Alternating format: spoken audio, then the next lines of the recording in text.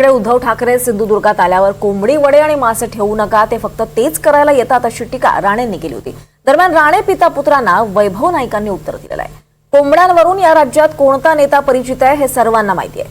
मी त्याबद्दल जास्त काही बोलणार नाही असं नाईक म्हणालेत। तर बदले घेण्यासाठी धमक्या देण्यासाठीच नितेश राणेंना भाजपने मंत्रीपद दिलंय का असा सवाल सुद्धा वैभव नाईक यांनी उपस्थित केलेला आहे।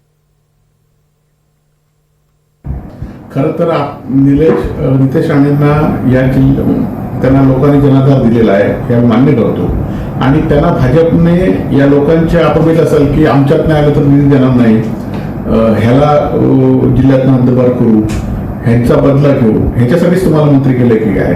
आणि खरं तर याआधी सुद्धा अनेक खून प्रकरणं झाले, त्यांचा बदला सुद्धा असं घेऊ असं त्यावेळी राजकीय समीकरणं सुद्धा बदलली होती, परंतु त्यावेळी जो काही कोर्टाचा निर्णय असेल त्याप्रमाणे लोकांनी सुद्धा तो निर्णय घेतला आणि त्यामुळे नितेश राणे यांनी या गोष्टीकडे कोणाला धमकी देऊ नये आणि त्या धमक्यांना आम्ही त्याच भाषेत उत्तर देऊ आणि आम्ही सुद्धा तेवढं समर्थ आहोत।